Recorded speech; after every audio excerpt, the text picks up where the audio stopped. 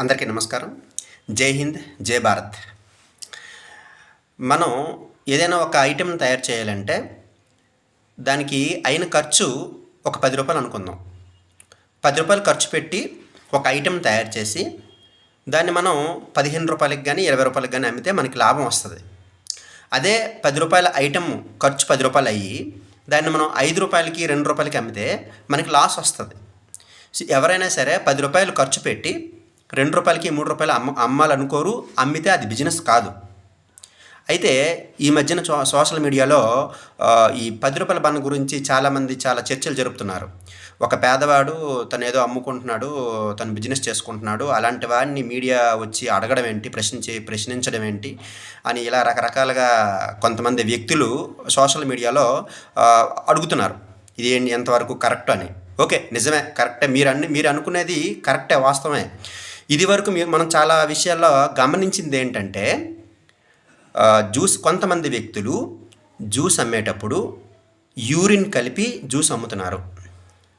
ఎక్కడ అమ్ముతున్నారు, ఏ ప్లేసుల్లో అమ్ముతున్నారు, ఎవరికి అమ్ముతున్నారు, అది ప్రతి ఒక్కరూ కూడా గమనించాలి. ఎందుకు అలా అమ్ముతున్నారు? కొంతమంది స్ప్లిట్ చేసి ఏదైతే జ్యూసు లేదనుకుంటే ఇంకా కాయగూరలు ఇంకేమైనా సంథింగ్ ఫ్రూట్స్ కానీ ఇవన్నీ కూడా అలాంటి కొన్ని కలపకూడని అటువంటివి కలిపి కొందరికి అమ్ముతున్నారు. అది తెలిసింది. ఇప్పుడు బన్ గురించి వస్తే రూ. 10కి తయారైన బన్ను రూపాయలకి అమ్ముతున్నాడు అంటే అది ఎంతకు తయారవుతుంది? మనం తాగే ఒక గ్లాస్ టీ రూపాయలకి టీ గ్లాస్ అమ్మితే కానీ వాడికి లాభం రాదు.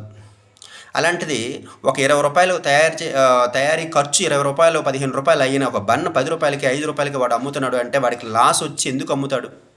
కాబట్టి వాళ్ళు ఏ ఉద్దేశంతో అలాంటివి అమ్ముతున్నారు అనేది ఒకసారి మనం ఆలోచించవలసిన విషయం. అందులో ఏం కలుపుతున్నారు? సంతానోత్పత్తి తగ్గించడానికి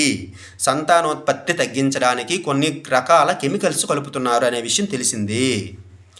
వాళ్ళు లేదనుకుంటే అది ఎక్కడ తయారవుతుంది, ఎలా వస్తుంది అనేది మనకు తెలియదు. అందులో ఏంటి కలుపుతున్నారు అనేది తెలియదు. యూరియా కలుపుతున్నారా, లేకపోతే వాళ్ళు స్ప్లిట్ చేస్తున్నారా, యూరిన్ కలుపుతున్నారా, ఇంకేదైనా కలుపుతున్నారా, ఈ రకరకాల ఇలాంటివన్నీ కూడా ఈ మధ్యన సోషల్ మీడియాలో మనం తరచూ చూస్తూ ఉన్నాం కాబట్టి ప్రశ్నించారు. ఆ ప్రశ్నించడం తప్పు కాదు కదా. ఏది కూడా బయట వారికి కానీ సొంత వారికి కానీ హాని కలిగించకుండా ఏదైనా చేయొచ్చు. మనం ఒక 2-3 months బ్యాక్ రెజిన్ అనే ఒక విష పదార్థాన్ని వాటర్లో కలిపి కొన్ని వేల మందిని చంపడానికి చాలా పెద్ద ప్లాన్ చేశారు. అది మన అందరికీ తెలుసు, న్యూస్ కూడా చదువుకున్నాం కూడా. ఎందుకు అలా కలపాల్సి వచ్చింది? ఎవరికైనా హాని చేశామా?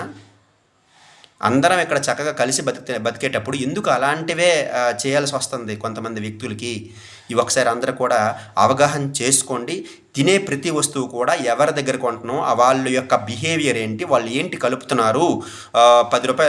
రూపాయలకి ఖర్చు అయిన ఒక వస్తువు రూపాయలకే అమ్ముతున్నారు అంటే ఏంటి దాని యొక్క లాజిక్? ఇది మనం తెలుసుకొని కొనాలి. ఎస్పెషల్లీ హిందూ పండుగల్లో ఇలాంటివి చాలా చాలా జరుగుతున్నాయి. కాబట్టి దీన్ని ప్రతి ఒక్కరూ కూడా ఖండించాలి. అది మీరైనా నేనైనా ఎవరైనా సరే ఖండించకపోతే మన ఆరోగ్యాలు దెబ్బతింటాయి. ఓకే, జై హింద్, జై భారత్, భారత్ మాతాకి జై. నమస్తే.